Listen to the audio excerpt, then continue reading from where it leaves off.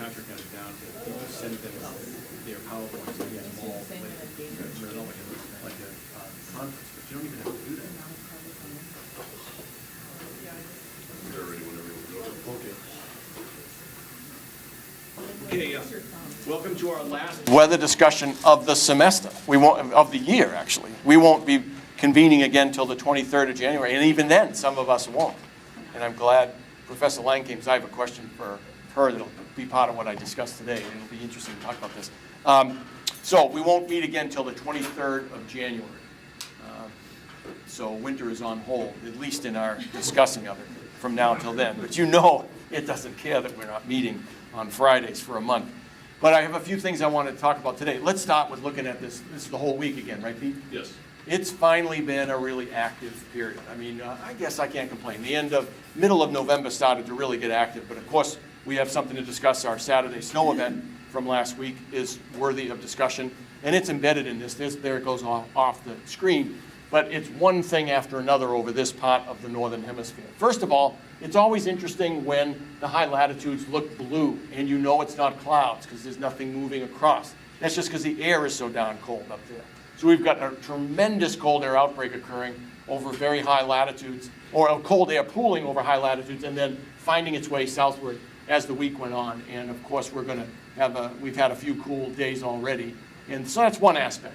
Another aspect is you'll see it come again here to the south and southeast of Greenland. A really intense cyclone develops. I think it might have even been from our snowstorm. Let's just see if it wasn't the same one. It takes so long. Every time I end up saying that, I find like that's all right. Don't do that, Pete. It'll go again. It just always seems like I catch it at the wrong time and I end up feeling like I got to wait a week. Here comes the storm from the weekend, and let's watch it as it goes across into the Atlantic. I guess this was a prior event. But this second thing became a pretty decent storm in the mouth of the Labrador Sea. There was snow in the Boston area that turned to rain, and some snow in parts of New England from that event. And then it's been a second fairly impressive storm over the Maritimes by yesterday. And you can see continued cold advection coming off the continent. Look at this low-level stratus that comes out over the Gulf of Maine. It's been all week long off the mid-Atlantic. So very, very cold air. And of course, Hudson Bay is still open. There's no ice on it. And you can see evidence of stratocumulus there. But there's a lot of heat being sucked out of that Hudson Bay right now because that air is very cold. So really, really interesting, wintry, and of course that almost goes without saying, but it's worthy of comment over the last few days. We had a beautiful night last night. I don't know if you noticed this, but I guess it was around 9 o'clock, full moon, probably the brightest moon of the year, and fresh snow, and there were shadows from trees and stuff on the snow. So just fascinating. It happens once or twice every couple of winters. Really dramatic last night. So that was neat. That full moon, I believe, is called the cold moon. The cold moon. Is it just because it comes near the beginning of December or Yeah, I something? think so. Okay. And it was right on perfect appellation this year because it's so cold. Okay, let's go from here, Pete, to the Weather Service page. And I'll just tell you a little bit about our November 29th snow event. We got 9.3 inches of snow on the day of November 29th, last Saturday. I don't know if all of that's listed here. I had to do a little bit of background research.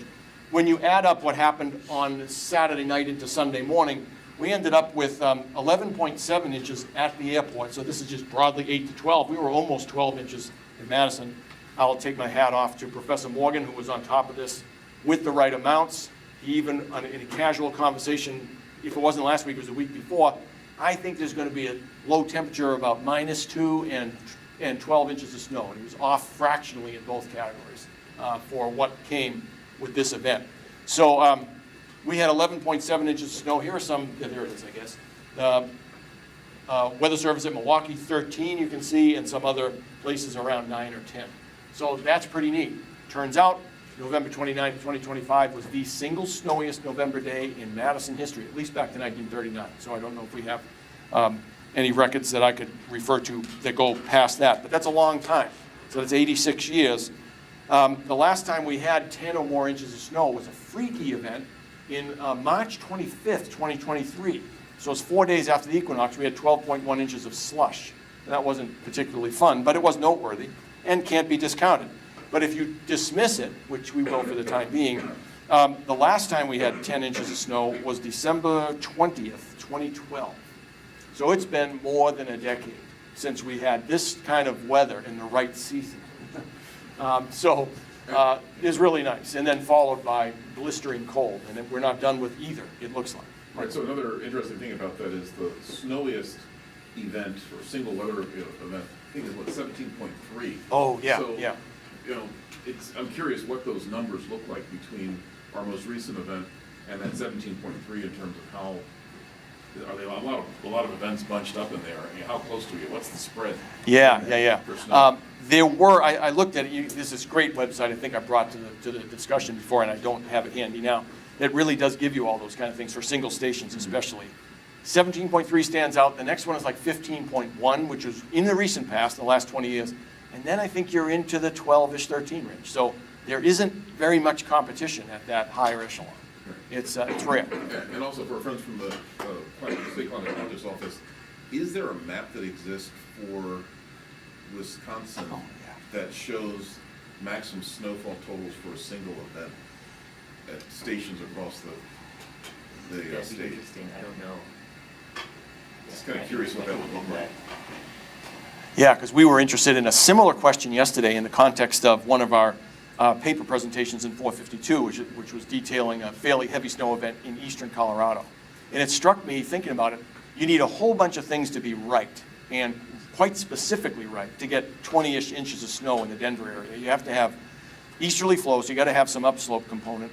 You have to have been able to drag the Gulf of Mexico up, the far western part of the Gulf of Mexico, so the trough that drives the cyclogenesis has to be a little bit further to the east than maybe normal, certainly further south than normal. So with all those restrictions, you probably have a handful of such events. But every time one of those happens, probably that's the response. And I think you're thinking about the same thing with respect to maximum snowfall at stations. What is it that drives that particular station to get a maximum snowfall?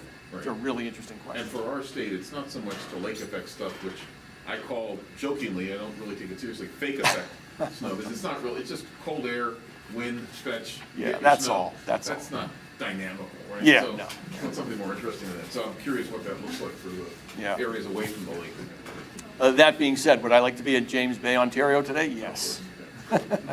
So this is a really great event. Rip-roaring start to the winter. But I'll remind you, many of you are not old enough to remember this in your own lives. Not quite. December of 2000, we had 35 inches of snow. The average temperature was like 14 degrees below normal or something like that. It was a cold, snowy, I told you before, the greatest winter month of my life, including February 1978. But the rest of the winter was terrible. We had almost no more snow. Temperature averaged about 35 degrees. It was miserable. So I thought, here we are, we're going to have this great winter, and we did not. We had a great month, so I'm not complaining, except not complaining about the January and February that followed. So I don't know what this portends, but I've got a question that will come up later on for our esteemed Professor Lang that has to do with, I didn't look it up, maybe you have, you probably have, can the polar vortex get reestablished given the traffic that it's feeling right now? And I want to show you one particular example, and you probably have already thought about this. So before we do that, let's go to an overview of the current weather, since this was a fabulous event. And so we'll begin with the satellite movie over us in the last several hours. So here we are. Look at the beautiful streaming cold air coming here off the Gulf of St. Lawrence, off the Gulf of Maine, the land shade provided by Nova Scotia. Beautiful, isn't it? Absolutely gorgeous. And then broad cloudiness across much of the Great Lakes states. The only clear spot really is the southwest United States. Everywhere else is relatively cloudy. A lot of snow on the ground in New York State and northern New England. You can kind of get a hint of that from the false color. And then it's hard to say what we really see off the coast of the northwest coast of the United States. It's a little bit obscured by the Terminator. But anyway, kind of a day with a lot of cloudiness. And you'd be able to tell if you didn't know that this was a winter day given these things right here. If you were given this as a quiz question or something. Also, just interesting to note, in California and Nevada as well, just look at that fog in the valley. Yeah. Central Valley. That's awesome. Thick, dense fog that's stuck there. Yeah. And we'll talk a little bit about some of the other meteorology of the western United States in a little bit. Earlier this week, it appeared we might be 55 a week from tomorrow. Right. With presumably still half of the snow that we already got. I was thinking super fog for us, but it doesn't look like that's the case now. In fact, it looks like something else. Okay, so that's the picture across the continental U.S. Let's look at the West Coast satellite image if we could, Pete.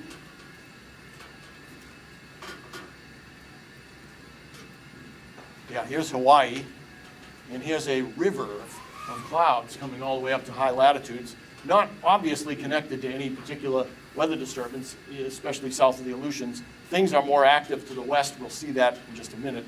And again, we have a completely empty ITCZ in this part of the hemisphere, all the way to the date line. It's kind of interesting, isn't it? Yeah, it's just not much happening there. Okay, so that's the story there.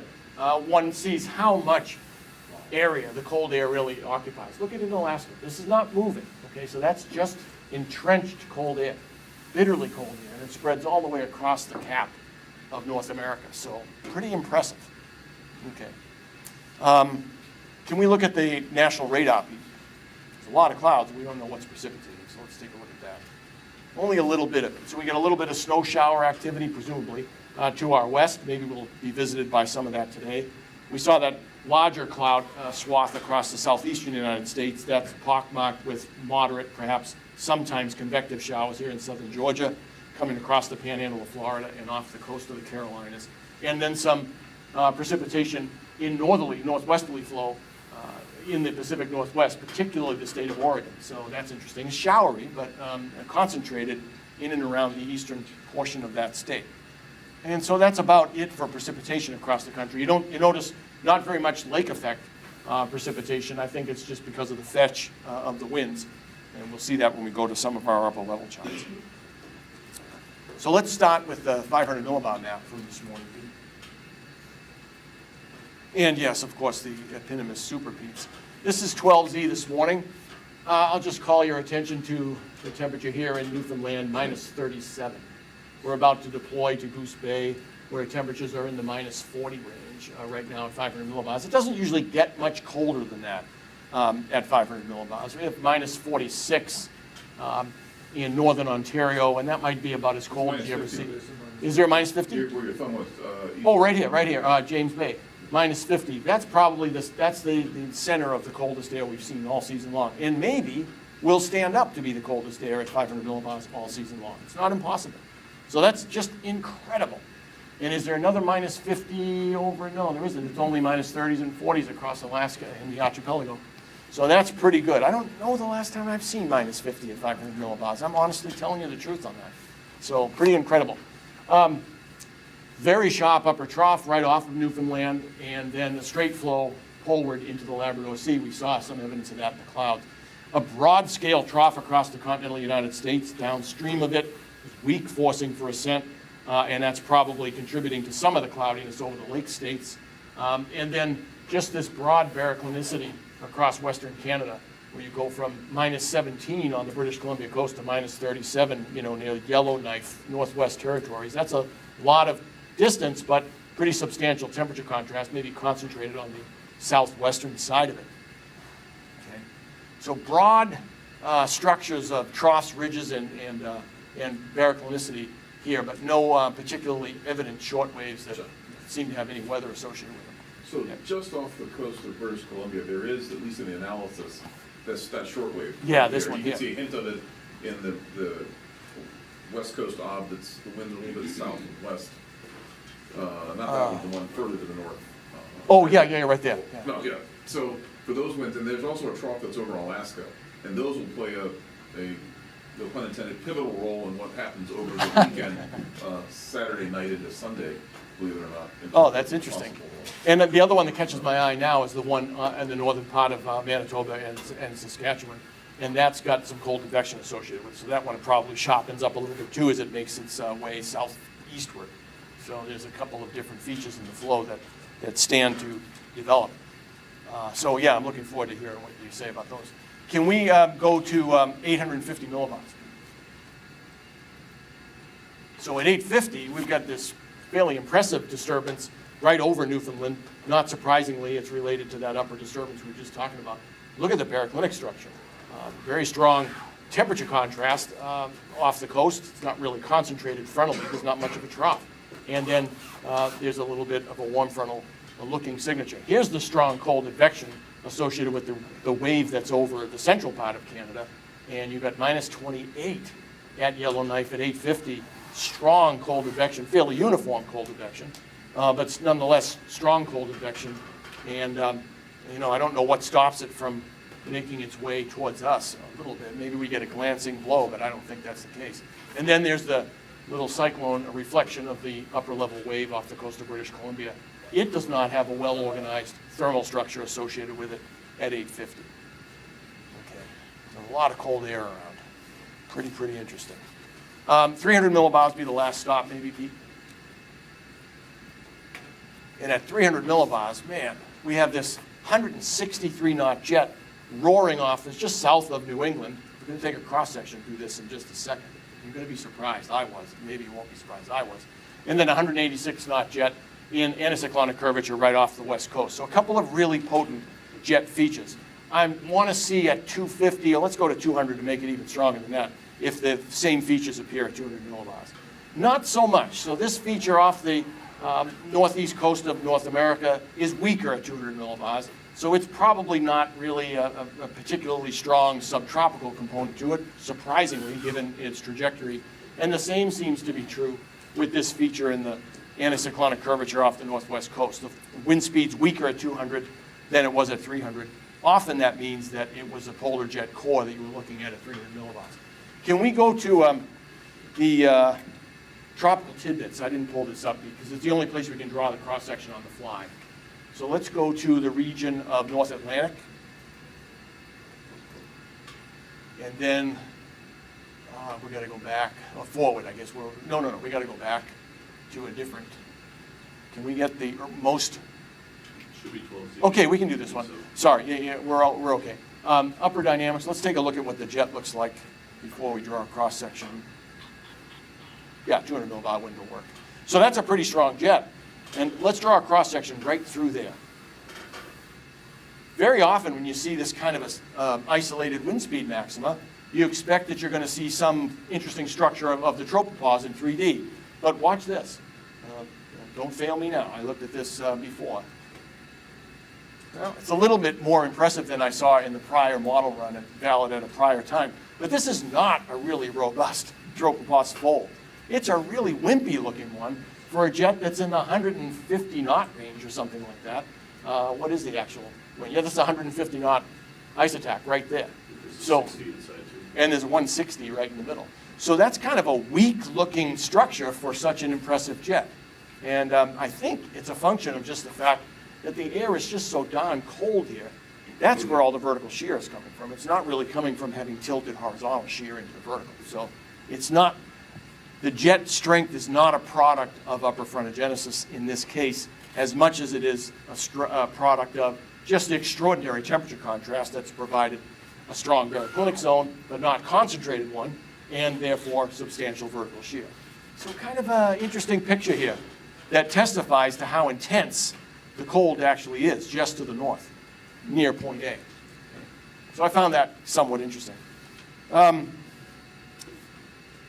I want to show, if I can, any questions, of course, bring them up if you want. I want to show you the cold pool, because we're through November now.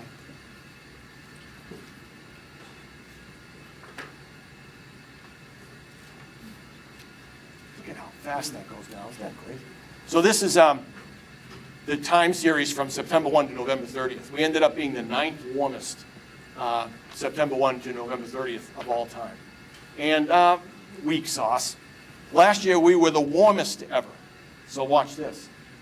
That's last year's time series on top. And the little yellow dots are all-time record minima. And we had 2 at the end of September, we had 1 in October, and we had a string of, how many? 1, 2, 3, 4, 5, 6, 7, 8 of 9 days. 8 of the last 9 days of November were all-time minimums. And so we had, much of the beginning of the seasons looked the same, though there was constantly some little bit warmer last year, and then the same again in mid-October to late October. Then we were colder last year at the transition from October to November, but then we got back to being warmer.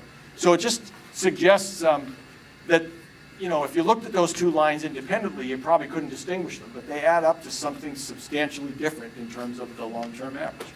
So, John, I love these charts. I'm curious, have you ever plotted the the integrated area under those curves or the deviation from CLIMO, whatever CLIMO, to see sort of the net size of the cold pool.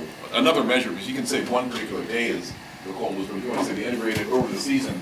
Yeah. So you could say at what point in the year do you first have accumulated 1 billion square kilometers or something like that? Something like that, yeah. I have done that, Okay. but I don't have it in my memory very well.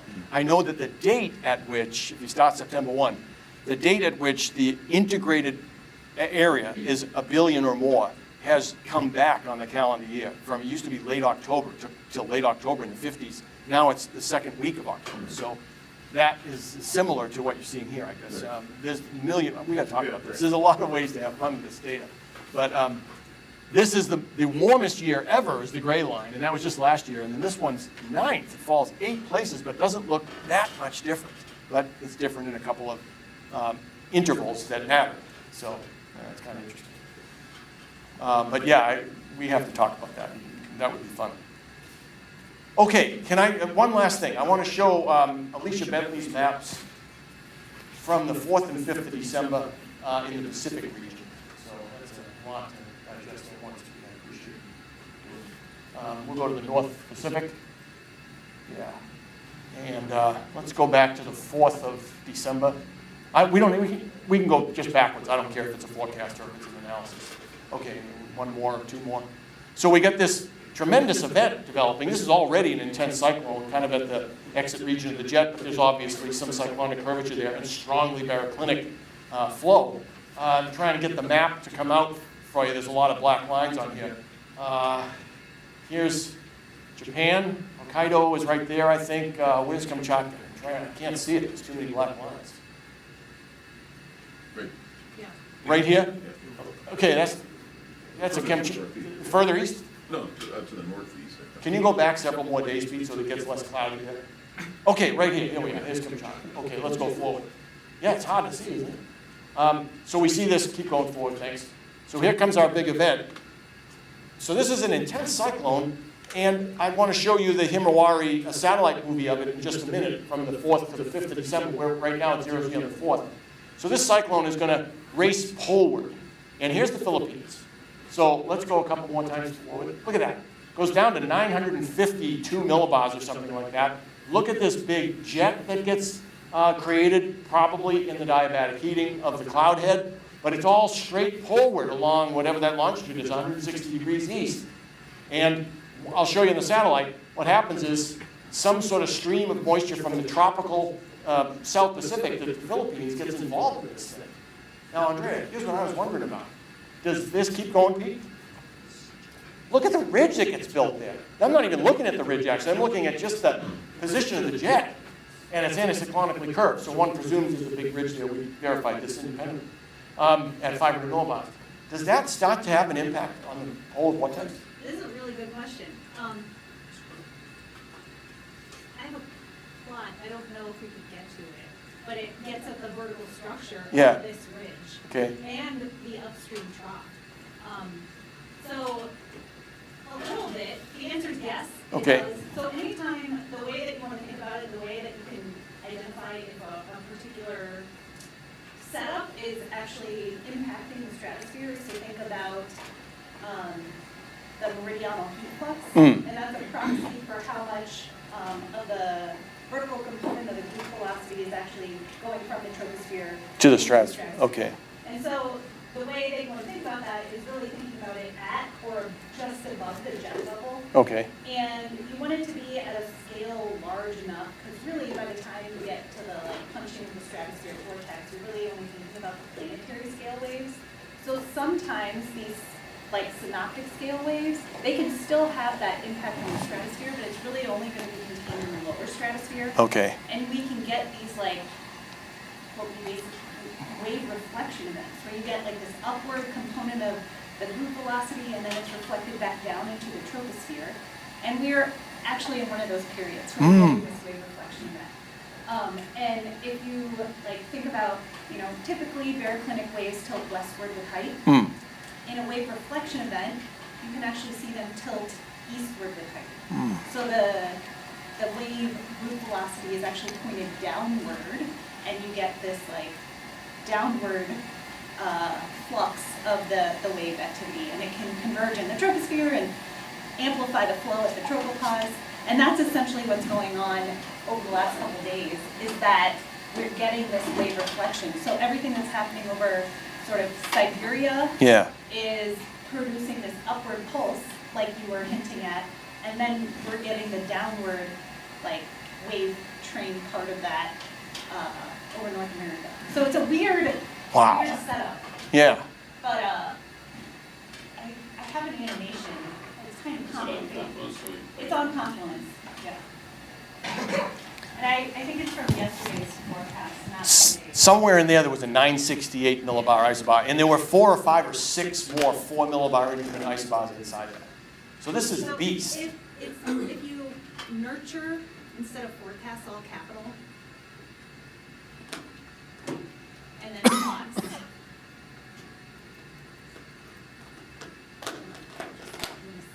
Like so? Yeah. I'll click it.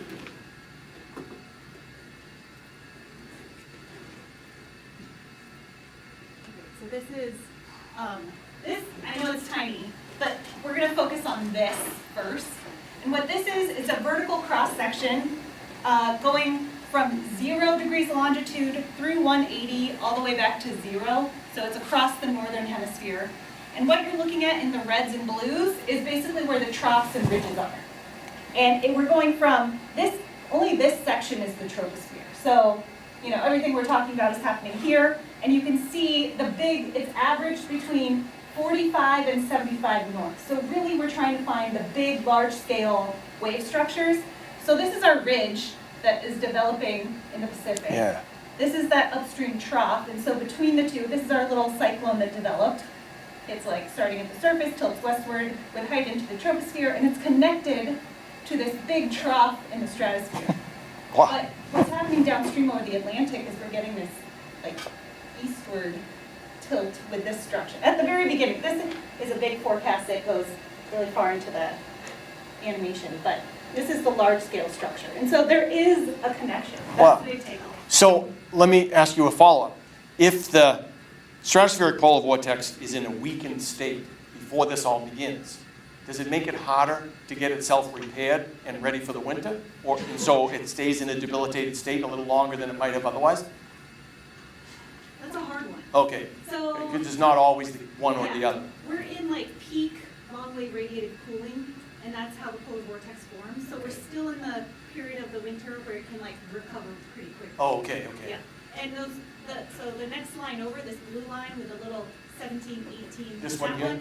That's the vertical profile of the zone-only winds at 60. So basically think of it Oh, as the okay. strength of the circulation from the surface all the way to 1 hectopascal. Oh, okay, okay. So in the stratosphere, early in this forecast, you can see that recovery. It's getting stronger pretty Yeah. quickly, and a lot of that is because of the radiative cooling on the poles. Okay, so that's the predominant effect, Yeah. and that's particularly actively predominant now. Right. If it were January, February, it doesn't have the same Exactly. efficacy. Yeah. Oh, that's so interesting, okay.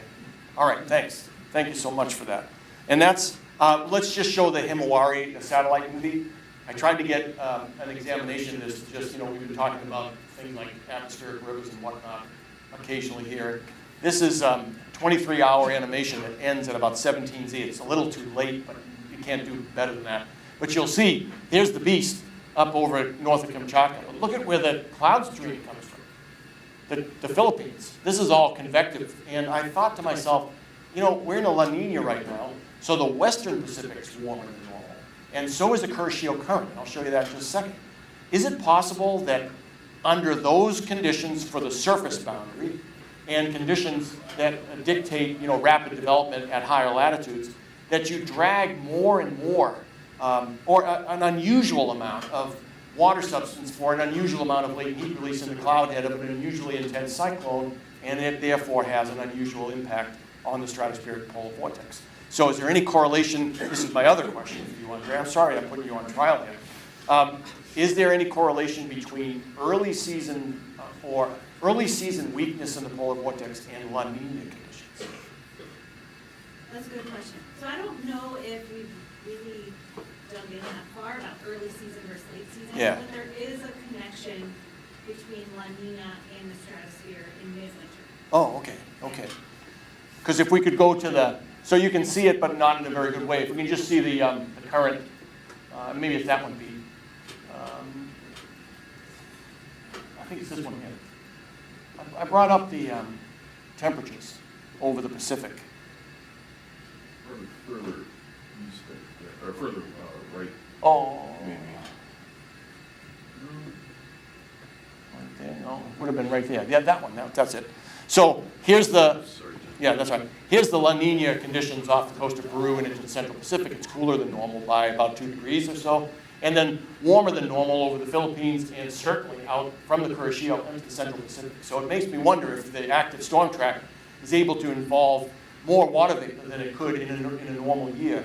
And maybe, given other conditions that are synoptic and thereby highly transient, it can keep on knocking on the polar vortex in a way that's a little bit unusual based on this surface boundary condition. So, Yeah, and associated with that, I'm curious if during La Nina conditions where the West Pac is warmer, the sea surface temperature is warmer there, does it have a later or more extended tropical cyclone season?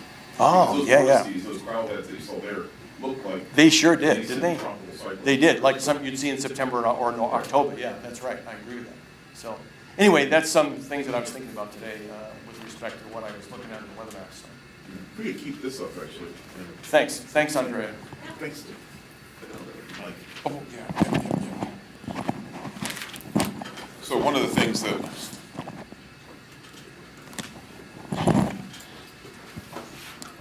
in the last week or so, since we have a map up, global map, talk about some things going on around the globe. In Sri Lanka, just 30th of November or so, they had probably one of the worst tropical cyclones to hit them. Over 400 deaths, significant flooding and things like that in this part of the world. And I don't know if that's just consistent with just warmer temperatures in general in this region, higher water vapor content, more flash flooding associated with the remnants of the tropical cyclone, but also how much of that might have been involved in the circulation a few days later as it moved eastward to Eastern Asia. If we go further to the north in parts of Afghanistan, Tajikistan, Turkmenistan, I think we have a map up for that. It's one of those last, further to the right, go to the left slowly. One more. Keep going. Yeah, there. Okay, so this is South Asian. Can we get Central? Let's go to Central Asia products on the left. There's been a significant drought that's been occurring over parts of Iran. Apparently, Tehran is about to run out of water. Let's click on these are the weekly hazards. This doesn't really show it that well. But, so here's Iran. We have Afghanistan, Pakistan, Turkmenistan, Tajikistan, and I guess Kyrgyzstan is up here. But there's been a drought in this part of Central Asia for the last several months, in fact. And those drought conditions are expected to sort of continue over parts of Afghanistan. So NOAA has this famine early warning system for lots of places around the globe, and they're monitoring the conditions in these parts of the world because they can have impacts on sort of the geopolitics of what we're doing. This is funded by USAID, which certainly lost some funding at the beginning of this current administration. But one of our graduates, one of President Martin's former students, Melissa Breeden, actually helps, I guess, putting some of these products together for different parts of the world. But these drought conditions in parts of Central Asia are interesting. I haven't had time to look at the meteorology of it. Maybe when we return in the spring, we can begin to look at what's been happening there. But just an interesting aspect that we can focus on our neck of the woods, even looking over across the Pacific, but there's interesting weather going on, obviously, at all points around the world that have impact on sort of human life and human activity. What I'd like to go next, before we get into our weather, is let's go to the, I think that's a pivotal map right here. And that just links into the discussion we just had that Andrea was participating in with this broad ridge that's out over parts of northeastern Asia, Siberia, and then into the western parts of Alaska. This is just a tremendous ridge, anticyclone that's formed there. There's also another blocking high over Greenland, so-called Greenland block. I believe, and Andrea, please correct, I'm going to pick on you as well, not pick on you, but and train you into the discussion. When you have these sorts of patterns, that really kind of forces, trough-like conditions over central parts of North America, which can lead to the cold conditions that we have, right? And so that's something that will perhaps persist for a while. And with these vigorous cyclones moving off of Canada and the, both latent heat release, but also the transport of low potential vorticity air into these blocking anticyclones, that can kind of lock things in place for a while. So that's just something we'll watch in the forecast. Maybe we'll come back to this and do a loop, but in fact, we can just do a loop while we have it up here now. But this is just a really tremendous blocking ridge over parts of the north central Pacific. We can let that just animate. And to see all the deformation of these little eddies to the south of it. But it persists, there's things that kind of break through. And when people talk about blocking ridges, what they're referring to is it blocks the normal progress of weather systems from west to east. They can be typically large scale, very slowly evolving, stationary Rossby wave-like structures that can really create drought conditions in parts of the world where they reside. If they reside long enough, we're talking about 3, 5, 7 days or even longer, you can have these blocks in position. So just a tremendous one, again, over the northeast and central Pacific. The other thing I would like to go, if we go back to the very beginning, let's actually get out of this for a second. I just want to talk about something totally different that I don't normally talk about, sort of micrometeorology. But one of our graduates from years ago who likes to go running in the morning in the Reno, Sparks, Nevada area sent me some imagery. This is a loop of some fog near Sparks, Nevada. And what it's called is, I'm not going to pronounce this exactly right, perhaps Paganip. It's a dense, icy fog of fine ice crystals, and we'll get to that in a second, that forms in very cold, clear winter weather in the mountain valleys, often in the western United States. The term comes from a Shoshone word meaning thundercloud or cloud. Sometimes it's also referred to as white death because ice can accumulate on people, they freeze, they die, and it really gets critical. So it forms when supercooled water droplets in the air freeze onto surfaces as the fog settles in below freezing temperatures. So this is a combination of the supercooled water droplets, maybe some ice crystals embedded, and this Paganip, P-O-G-O-N-I-P, is a combination of supercooled water droplets, perhaps also some very fine ice crystals. People breathing that in, it can cause lung issues because it can do some damage to the lung particularly when it's cold. It appears, its appearance, the sun is often obscured, the air feels heavy with ice needles, often creating a sparkly, frosty environment. So there's an article from 24th of January, 1877 in the Territorial Enterprise. This is a newspaper from Virginia City, Nevada. And this is a quote just sort of describing this. People said yesterday morning that the fog had passed away. It was no honest fog, which filled the air for 2 days. It was simply floating ice, magnified frost. It was the headdress which old White Pine Mountain loves to put on when it dons its white robes to receive the cool addresses in winter. Very poetic in this. One feature of this Paganip is that it will not make any showing in reasonably cold weather. Looked on as a phenomenon, it's kind of beautiful, this author goes to say. In its rarest exhibitions, turns invisible air into palpable and glorious crystals. And so you can see some of this in the figures that Chris Malcolm, MIC at Reno, sent us. And so I thought I'd share that kind of really neat imagery there. So, kind of neat, yes? How is this different from rhyming? I think it's very similar. I think for rhyming requires, I think, a more steadier breeze so the ice accumulates on a particular side of things. This really requires sort of stagnant or almost calm air Sits right on top of it. And so I think this is a combination somewhat of Paganip and rhyming. In fact, I asked that very question to Chris Malcolm to get his sense. Because you can see there's certainly air motion occurring there. But this was on his morning run. So anyway, thought I would share that. Let's go on to the forecast. If we could go back to that 500 millibar map and the 0 or 6 hour forecast, one of the things that was pointed out earlier when John was looking at the superpeats was this trough that was just off the west coast of the United States, just west of British Columbia. This is going to be a feature that I think will play a significant, or not significant, but a role in our weather actually in the next 36 hours or so as it arrives just to our south sometime late tomorrow evening, early Sunday. You'll note that the flow over parts of the central part and eastern part of the United States is, at this point, weakly confluent. We're going to see that confluence is going to strengthen.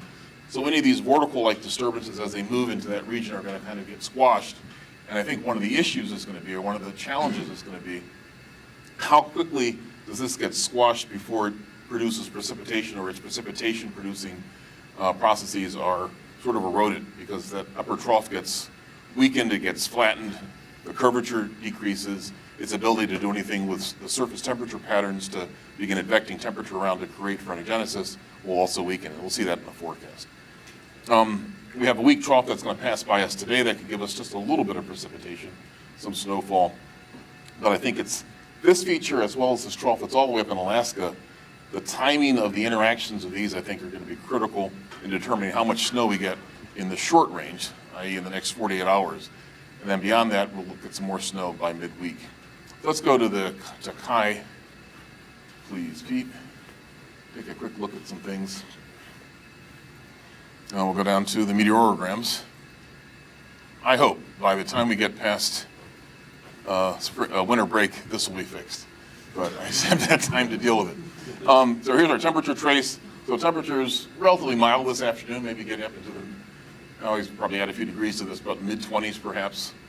And drops off tonight or into tomorrow morning. And then we see the temperatures taking a big tumble by the time we get to Sunday evening. Again, maybe a little bit of light precipitation this evening, but then the next bout of snow for us looks like it's going to occur sometime late Saturday night into Sunday. And so, by Sunday morning it should be over. So that's our next shot at snow. Let's see what's happening at the surface with this. We'll first look at the time height section first before we do that. I didn't show that. Always like to do the time height section. So here's our weak trough that's going to pass by today. And it's so stable down here, not much is happening. We do get the relative humidity is beginning to increase as the column approaches saturation. And maybe that will give us a little bit of light precipitation. But then we get back into that southerly flow or southwesterly flow that we see becomes again more northwesterly, cold advection comes in. We sort of cool off. And then we get another burst of precipitation. This is associated with some fairly strong warm advection over us. It's actually stronger much to our south. And we'll see when we look at some either cross sections or some of the maps, we get into a period of frontogenesis just to our south. And that sloping isotropes over us bring some of that precipitation northward over us. You can see really vigorous vertical motions in blue, column getting very close to saturated, in fact, by the time we get to 6Z midnight tomorrow evening. And then the event is over as this goes by. Note the passage of this, at least from what you can see here, the dynamical tropopause, there isn't much of a shortwave trough that goes over us directly during this forecast period. It really is going to be just to our south, and it's actually weakening, I believe, with time. But after it goes by, these winds turn to the north, and that's going to bring in some more cold air. So new fresh snow cover, maybe clearing skies. It could be very cold on Monday morning. Let's go to the maps. And we'll bring up the loop, 6-hour precip, then we'll zoom in over us. So you can see we have sort of an Alberta Clipper type system. Actually, it starts in British Columbia, so I'm not sure if you want to call it what do you call that? You don't call it Alberta Clipper. The Albertans wouldn't like it. They wouldn't like it. So it's a Brr Clipper, I don't know, BR. A BC Clipper. Right, Call it that. not a Manitoba Mauler or a Saskatchewan something on the scrambler or whatever. So if we go back to the very beginning, we're there. Right? Okay, and let's just step forward in time. And here's the light precipitation, snowfall that we're going to get maybe this evening, particularly in the northern part of our state, as a weak trough passes by. We saw that in the time height section. We'll just keep stepping forward in time. But watch, we get a structure that begins to sort of gel in this northwest flow just to our west. This is, I'm going to watch the time here, this is at 42 hours. So it takes a while to get organized, but we get a fairly organized area of precipitation, moderate, perhaps moderate snowfall. And as you can see, hints at 500 hectopascals, the thickness, 500 to 1,000 hectopascals thickness of a thermal trough that exists in the mid-troposphere. So there's probably going to be a decent upper trough just to the west of us. But you can see the heaviest precipitation here in Madison. This is arriving sometime just before midnight on Saturday, and then this passes by to our south. So let's kind of interrogate what's going on here precipitation-wise. But if we keep stepping forward, notice the thickness trough just kind of fizzles out, and this cyclone just becomes fairly disorganized as we progress further and further ahead in time. And so the big thing is what emerges out of this northwesterly flow, and then how does it organize to give us precip? And we'll look at a couple of different views of this cyclone. Let's first go back to these maps, and we'll start, because things get really interesting, let's start at 30 hours. All right, so this is zooming in on our 6-kilometer grid. You can see we're in this northwesterly, still weak northwesterly flow. Here's the snow about to approach. We'll step forward on map. If you want to bring the loop up, then we can step it, I guess, might be better. Okay. So we're at 33 hours. Here comes the precip. Again, at the surface, really nice frontogenesis occurring. Again, to our southwest at this point is Madison. Really hasn't arrived here yet at 36 hours by sunset tomorrow. All right, just after sunset. Let's go forward another 3 hours. Just on our doorstep, fairly decent amounts, quarter inch or so to our south. And you can see the frontogenesis, confluent frontogenesis at the surface. And we'll look at 850 millibars. That slopes upward, so we're going to see a band of frontogenesis just to our south over parts of the southern part of our state. Let's go ahead another 3 hours. Here comes that snow.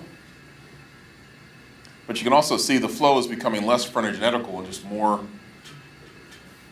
it's in fact becoming frontolytical as the flow begins to speed up as this wave weakens, and we'll see evidence of that wave weakening. But we do get a burst of snowfall into early Sunday morning. This is 3 a.m. Sunday. And then we go ahead another time. This ends, and now the lake effect is going to take over. But you can see some of these temperatures. These are in degrees Celsius, -16 and -20, as this cyclone departs. It gets cold, and then you'll see a nice lake effect band that sets up with a cold air over the lake. But look at these temperatures. This is what, -14, -22 over parts of central. That's Celsius, all right? And let's go to 850, and we'll go to 36 hours just because of time. 850. Okay, so you can see really here at the surface, this is 850 millibar temperature and winds. And again, nice frontogenetical flow in this band that's located just across northern Iowa into southern Wisconsin. Step ahead again. Actually, upon second look on this, let's go to 42. And that's still frontogenetical just to our south. And you can see the 850 cyclone over parts of central Iowa at that point. And so still a fairly decent band of frontogenesis just to our south, and sort of enhanced locally warm advection here where we saw that bullseye in precipitation. Go to 45 hours. And then things really just begin to rapidly fall apart. There's still the cyclone center there. There's frontogenesis well to our south. But by this time, the precipitation is beginning to diminish in terms of its intensity over us.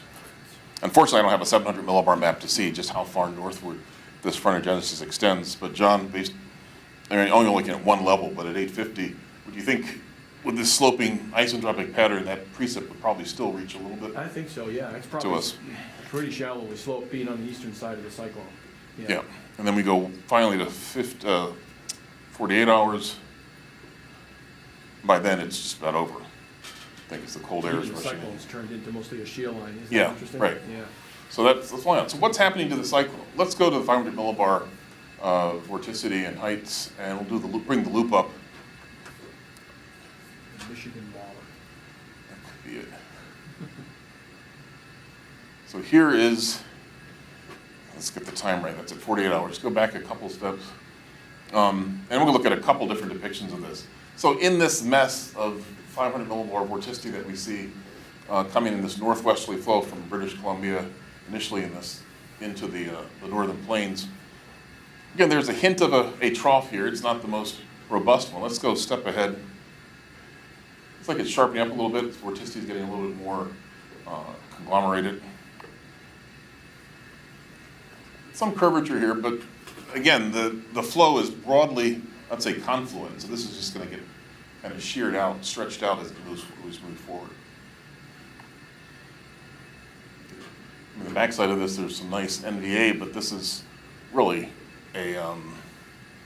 it's a mess. It's not really the most potent looking shortwave to pass by to produce any sort of precipitation for us. We do have, in the northern part of the state, another bit of vorticity that comes swinging down. I believe this was the piece that was over Alaska earlier, but we have to, I mentioned that earlier at the beginning of this. But look at that, this huge area of early anticyclonic relative vorticity kind of swinging in behind this. That's going to really clear things out. So what I like to do is quickly go to pivotal, and have it up there.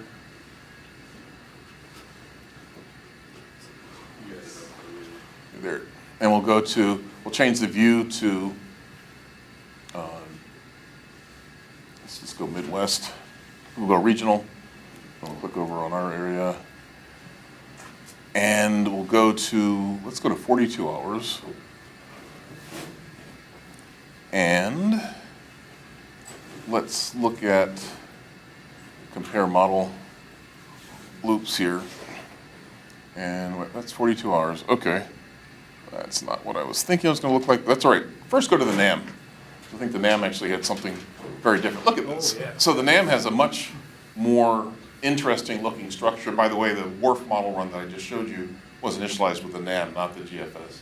But if we sweep across these different forecasts, all that at the same time, but with different, from different models, you can get a sense of the differences in how that weak shortwave that was off the British Columbia coast kind of comes together. GFS doesn't have really much there. The GraphCast doesn't. ICON has hardly anything. The NAM is perhaps the strongest in this. This rapid update cycle has that, and then UK Met, almost nothing. Right. One thing that does show up, if we go back, let's go to NAM and GFS. I saw it in the icon. Go back to UK Met rather. Go to UK Met. Is this area of really low vorticity that shows up behind this trough feature. Let's go to accumulated precipitation snowfall. Scroll down at the bottom, please. Let's use a 10-to-1 ratio. And we'll sweep across the model, the simulations. So this is through 60. Actually, let's go to 48 hours because that's by that time, or 54. Sorry, one last. We'll get to by the time the event's going to be over by Sunday afternoon. So we go back to the beginning. 1.3 ECWF brings us in at 2.1. That's GPS. Just under an inch. Her is 1.3. Icon. Dry. Whoa. But interesting, yeah, this GSL running the MPAS system, much what MPAS G must mean global, and this is regional. Let's look at what the regional MPAS does.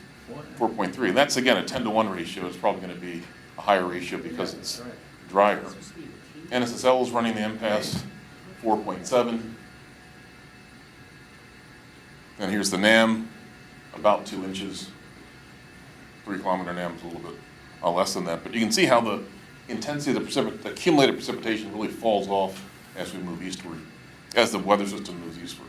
And go to the RAP, RDPS, and just quickly the last couple there. So that gets us to, and then UK Met. Not it, there we go. Oh, not there. All right. So, Two different solutions. yeah, 2 different solutions. So really this is a broad range of possibilities, anywhere from just a half an inch to an inch perhaps, up to maybe 2 or 3 inches, but it doesn't look particularly big. If we finally click on this, we'll go back to the GFS. And let's go back to the national, single image, national, continental US, and go back to the surface map, please, surface precipitation. Just want to highlight one other event coming up after this goes by. So let's get to 72 hours first of all. See the last bits of that weather system moving out. This is Monday morning, warm convections beginning to start. Some light snow in the northwestern part of our state. And we'll jump ahead very quickly, 84 hours. Okay. Another one of these clipper-like systems, but certainly less potent. You don't really see much in the way of any thermal trough upstream of it, so let's see where we go with that 96. And that kind of fades out. But here comes the next big event on Tuesday into Wednesday. And let's go to, yeah, that's great. We'll click there. So this is going to spread some more snow over us. Interesting enough, the warm advection is strong, so will we transition over? That might be a bit overdone. We'll see. 114 hours. Looks like we get mixed precipitation in this particular forecast with a really weird trough that hangs back to the west of that system. But this is bringing snow to the northern 2/3 of the state, maybe some rain to the south. If we were to go to the East WF simulation on this, I think it's a little colder. Not really. My bad there, but so it does bring in some warmer weather here, but I think we still get a fairly sizable amount of snow out of this. I think the amounts were in the 5 to 9 inch range for this particular event. Can you really have freezing rain over a lake? Good point. Well, I think that also includes some mixed precipitation as well. But that goes by on Wednesday morning, and then it's over. If you want to do one last thing, go to the total snowfall, like the last 24 hours after this is done, further down winter, and then we'll stop.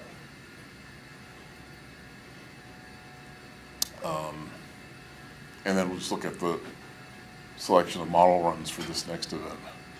And actually, let's change that to 24-hour totals at this time, just so we can focus on this particular event. So we're kind of on the edge for this, but let's go to compare models.